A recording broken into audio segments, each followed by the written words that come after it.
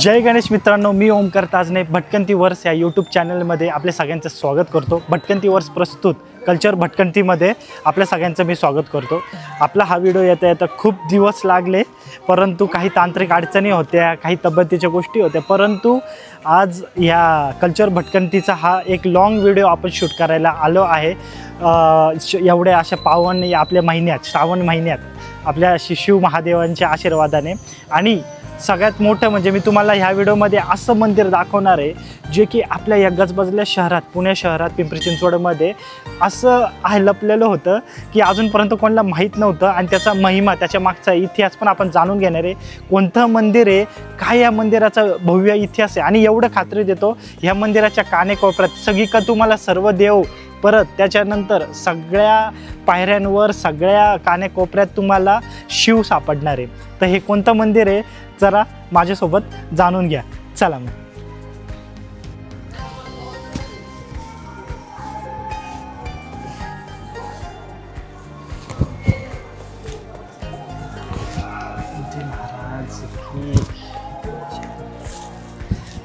तर मित्रांनो, तुम्ही पाहू शकतात ह्या मंदिरामध्ये प्रवेश करताच तुम्हाला भव्य नंदी असा पाहायला भेटणार आहे। तुम्ही पाहू शकता किती मोठा नंदी आहे आणि त्याच्याच बरोबर त्याच्यावरती शिवलिंग आहे, त्याच्यावरती शिवजी यांची आपली अशी सुंदर सुबक अशी ही मूर्ती आहे आणि त्याच्यावरती श्रीरामाची मूर्ती येणार आहे। तर हे काहीतरी नवीनच तुम्हाला ह्या शहरात पाहायला भेटणार आहे। कारण की मी हे तुम्हाला का सारखं वारंवार सांगतोय, कारण की प्रत्येक आपण पायऱ्यांवर आपल्या मनात तिची भक्ती रुजून राहणार आहे। ही भव्यता आपल्या शिवाला पाहण्याची ही आतुरता तुम्हाला आहे ना, जोपर्यंत तुम्ही आतमध्ये जात नाही तोपर्यंत राहणार आहे। तर पाहू शकतात एवढा मोठा सुंदर असा नंदी आहे, जेणेकरून आपण तो पाहता क्षणी मंत्रमुग्ध होतो, अशी माझी भावना झालेली आहे।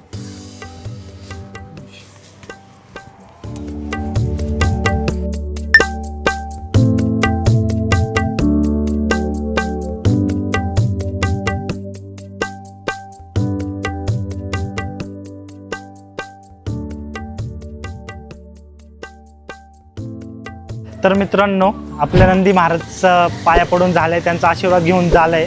तर नंदी महाराजचे पाय पडल्यावर सगळ्यांना जी ओढ लागते ती आपल्या शिवांची। तर ह्या मंदिराची रचना कशी ते तुम्ही बघून घ्या। मध्ये रस्ता जातोय, इथं भव्य नंदी आहे, तुम्ही पाहिलंच आहे। आणि याच्या इथं तुम्ही अशी भव्य शिवलिंग पाहू शकतात, परंतु त्याच्या आतमध्ये पण एक गुड्स लपलेला आहे। ते आपल्याला मंदिराच्या आतमध्ये गेल्यावरच कळणार आहे की काय आहे। तर चला मग मंदिराच्या आतमध्ये जाऊन बघूया आपल्या शिवांची स्थापना कशी आहे, काय इथली शिवलिंग आणि काय वैशिष्ट्य आहे।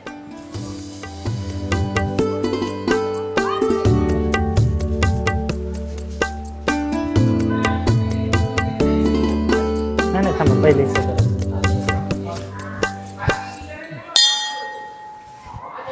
तर मित्रांनो, फायनली आपण मंदिरामध्ये आलो आहे आणि सर्व तुम्ही शिवलिंग या मंदिरात गेले असतील कोणत्या पण महादेवांच्या, परंतु तिथं फक्त शिवाची लिंग असते, शिवलिंग असते आणि गाभारा असतो। परंतु ह्या मंदिरात प्रथमच आपल्याला परमपूज्य गणपती बाप्पाचं आपल्याला दर्शन होणार आहे। हे की काहीतरी नवीनच तुम्ही पाहायला भेटलं असेल की पहिलं बाप्पाचं दर्शन घ्या, कारण की बाप्पाशिवाय कोणताच कार्याची शुभारंभ होत नाही। तर पहिलं गणपती बाप्पाचं दर्शन आहे आणि मग त्यांच्या वडिलांचं दर्शन।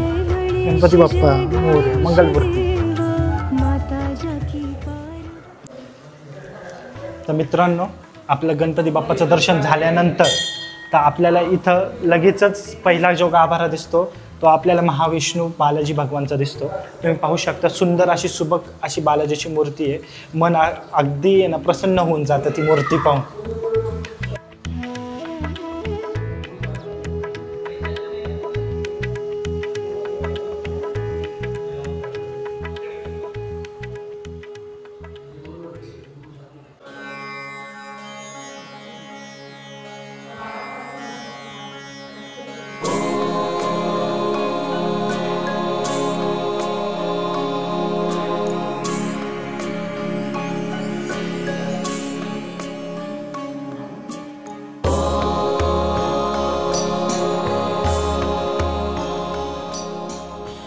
तर मित्रांनो, आपण आतमध्ये आलं, बाप्पाचं दर्शन घेतलं, महाविष्णू यांचं बालाजी रूपातलं दर्शन घेतलं आणि आता आपण शिवांचं दर्शन घेतोय। परंतु इथलं वैशिष्ट्य असं आहे की शिव पार्वती व त्याचा संपूर्ण परिवार आपल्याला दर्शनास इथं बघायला भेटतो।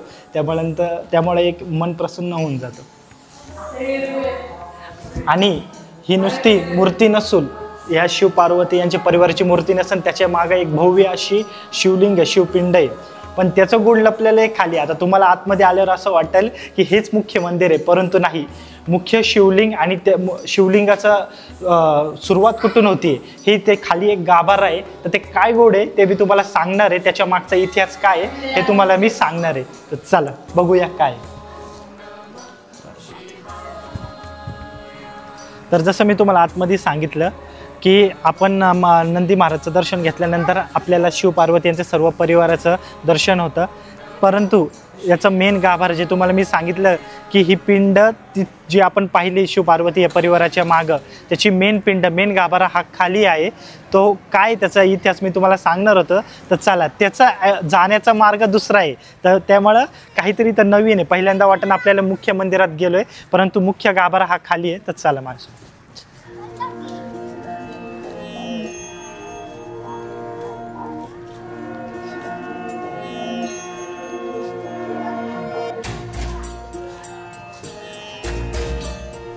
इथं आल्यानंतर आपल्याला गणपती बाप्पाचं दर्शन होतं। आणि मी हे तुम्हाला मी एक हे शास्त्र पण सांगतो। आपण प्रत्येक मंदिराच्या ज्या दरवाजाला जातो, काही लोकांना खाली पाय पडून सवय असते, परंतु खाली राक्षसाचं मुख तुम्ही बघितलं असं, आणि वरती गणपती बाप्पा असतो। त्यामुळं जेव्हा मंदिराचा उंबरा आपल्याला पार करायचा असेल, कायम गणपती बाप्पाचं वर हात लावूनच पाय पडायचे असतात, आणि वर त्यानंतरच आपला प्रवेश घ्यायचा असतो मंदिरात। तर गणपती बाप्पा मोरया। तर मित्रांनो, तो गाभारा जातो इथून खालून दर्शन घ्यायचं आहे आपल्याला। तर बघूया, चला माझ्या मागं कसा आहे तो गाभारा।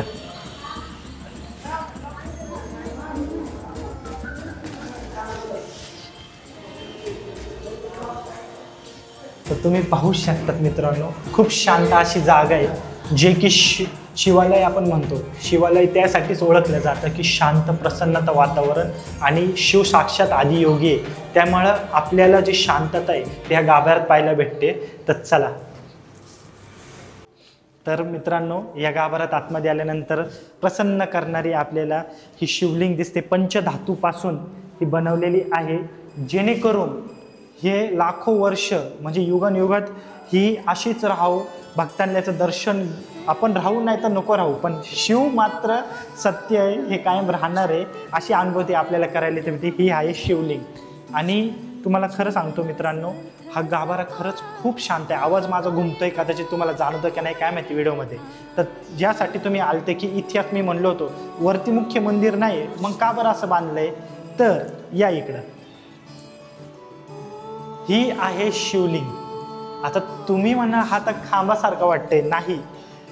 जे ॲक्च्युली जे मी तुम्हाला आता मी सांगणार आहे, इथं एक सत्पुरुष आहे, त्यांचं नाव आहे ईश्वर महाराज, किंवा त्यांना साईराम महाराज पण म्हणतात।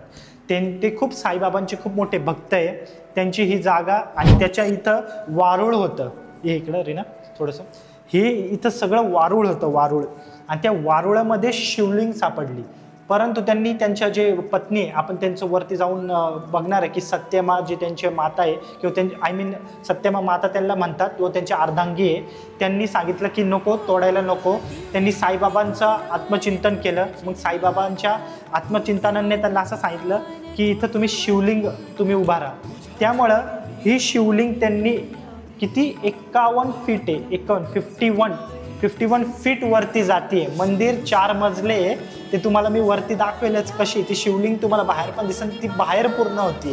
तर ही आहे शिवलिंग। इथं खरं शिवाची शक्ती आहे। ह्या शिवलिंगाची शक्ती त्यांच्या मते ह्या मूर्तीमध्ये येते, या प्रसन्न करणाऱ्या। आणि आपण ह्या शिवाची इथं शिवलिंगामध्ये आपण त्याची पूजा करू शकतो। तर तुम्ही पाहू शकतात की हे असं मंदिर आहे, ह्या गाभारा आहे, आणि हे इथून शिवलिंग वरती जात आहे। तर तुम्ही खरंच, आणि त्यांचं असं म्हणणं आहे प्रत्येक मंदिराच्या गाभाऱ्यामध्ये तुम्हाला प्रत्येक फ्लोअरवर तुम्हाला साईनाथ सापडणार, कारण की त्यांच्या मार्गदर्शनामुळे हे अशक्य होतं। त्यामुळं इथं साईबाबांची त्यांनी स्थापना करून ठेवलेली आहे। आणि इथं स्वयंभू 3201 शिवलिंग आहे, हे तुम्ही इथं लिहिलेलं तुम्ही पाहिलेलंच असाल। तर स्वयंभू 3201 शिवलिंग आहे. तर मन खरंच हे होईल की पुण्यासारख्या गजबजलेल्या ठिकाणी इथं असं चमत्कारिक शिवलिंग आहे आणि त्या कोणत्या तरी भक्तांनी साईबाबांच्या सांगण्यावरून आपण कारण की वादात असतो, कारण त्या वादात मला पडायचं नाही आहे, पण खरंच इथं आल्यावर साईबाबांनी जे सांगितले सबका मालिक एक, याची अनुभूती इथं नक्कीच होते.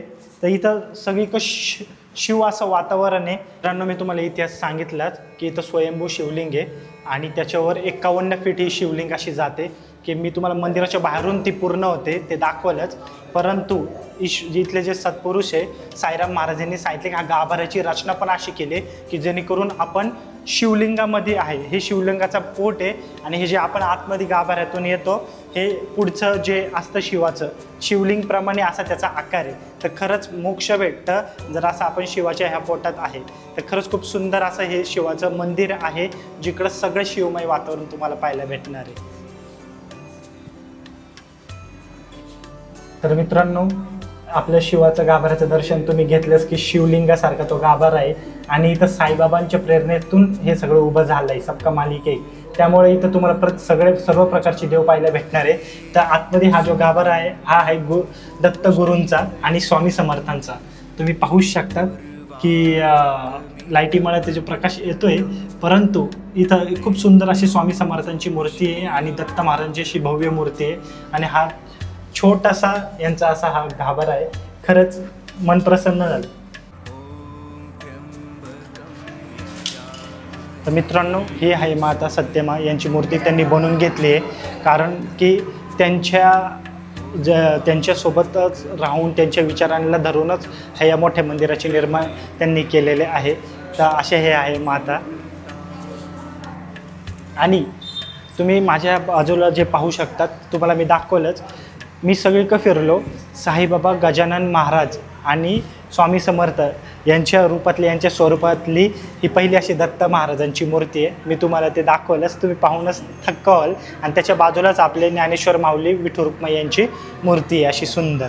तर खरंच ही दत्त महाराजांची मूर्ती काहीतरी नवीन स्वरूपात आहे जे तिने आपले युगपुरुष म्हणता येईल स्वामी समर्थ आणि गजानन महाराज आणि श्री साईनाथ महाराज यांच्या दत्तगुरूचं हे स्वरूप पाहण्याची खरंच एक विलक्षण क्षण म्हणू शकतो माझ्यासाठी. तर मित्रांनो, खरं आपला व्हिडिओ आता चालू होणार आहे. 3201 शिवलिंग आपण पाहणार आहे प्रत्येक मजल्यावर. आता हे स्वयंभू तर आहेच आहे, परंतु खाली जी गाभाऱ्यातून शिवलिंग जी प्रकट वरतीपर्यंत जाते त्यामुळे प्रत्येक मजल्यावर इथं तुम्हाला शिवलिंगच पाहायलाच भेटणार आहे, शिवमय वातावरण होणार आहे. तर चला बघूया.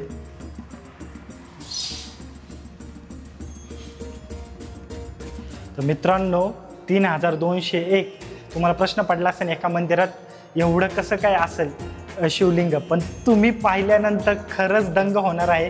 सगळीकडे शिव वसलेले आहे, आपले सगळीकडे शिव आहे. तुम्ही पाहू शकतात सगळीकडे शिवलिंग आहे. शिवलिंग शिवलिंग शिवलिंग, हर हर महादेव. सगळीकडे शिवमय असं वातावरण आहे. खूप छान, खरंच मन प्रसन्न झालं.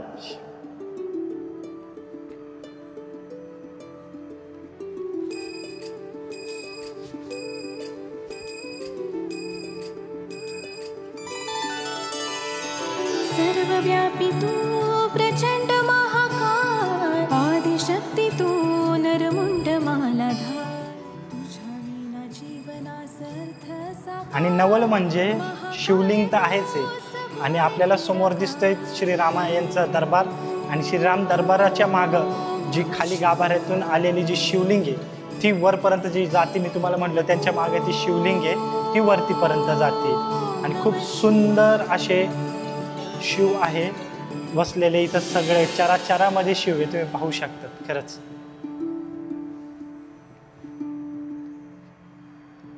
तर मित्रांनो, आता आपण आलोय दुसऱ्या मजल्यावर आणि माझ्यासमोरच तुम्ही पाहू शकतात की शिवलिंग आहे. खूप छोट्या छोट्या शिवलिंगांनी एक मोठं शिवलिंग असं बनवलेलं आहे.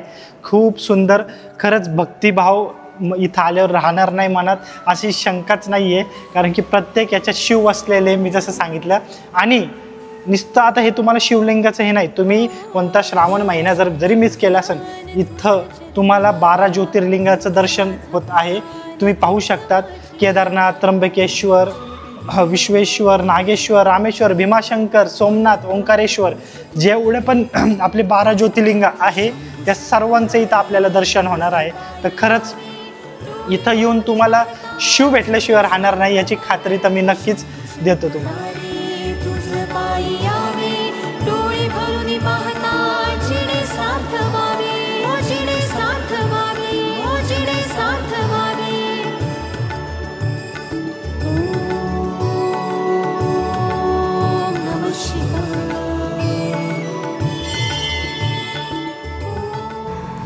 तर मंडळी अशा प्रकारे आपण मोठ्या शिवालयाचं इथं दर्शन घेतले, जिथे 51 फीट अशी मोठी शिवलिंग आहे जी स्वयंभू आहे आणि त्याच्यानंतर त्यांनी स्थापित केलं आहे स्वयंभू 3201 असे शिवलिंग.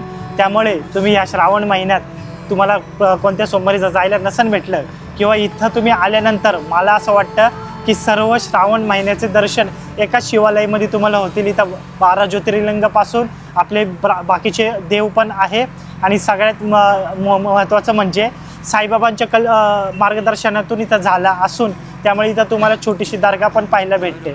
तर कसा वाटला हा व्हिडिओ? आणि हां थांबा, ज्यासाठी तुम्ही आतुरतेने वाट बघता तर ॲड्रेस आहे जाधववाडी, चिखली, पुणे. अशा प्रकारे हे मोठं शिवालय आहे आणि तुम्ही पाहू शकतात की मोठा नंदी महाराज माझ्या मागं आशीर्वाद रुपये बसले. तर तुमचा पण आशीर्वाद द्या. खरंच दिलगिरी व्यक्त करतो की खूप उशीर झाला आपला हा व्हिडिओ यायला, परंतु कल्चर भटकंतीमध्ये आपल्या जवळच काय कल्चर आहे, सांस्कृतिक असं ठेवा काय आहे या शोधत असल्यामुळे व्हिडिओ यायला खरा उशीर झाला. आपल्या भटकंतीवरच्या यूट्यूब चॅनलला सबस्क्राईब करा, लाईक करा, शेअर करा आणि आपल्या इंस्टाग्राम चॅनलला पण फॉलो करा. तर ह्या पेजला पण फॉलो करा. तर मग पुढच्या कल्चरल भटकंतीमध्ये पुढच्या सांस्कृतिक ठेवासाठी मी पुन्हा काहीतरी नवीन मंदिर असेल, जागा असेल किंवा आपल्या सांस्कृतिक प्रथा असतात या सगळ्या घेऊन येणार आहे. तोपर्यंत स्टे ट्यून आणि आपल्या चॅनलला सबस्क्राईब करून भरभरून प्रेम द्या. धन्यवाद. गणपती बाप्पा मोरया. हर हर महादेव.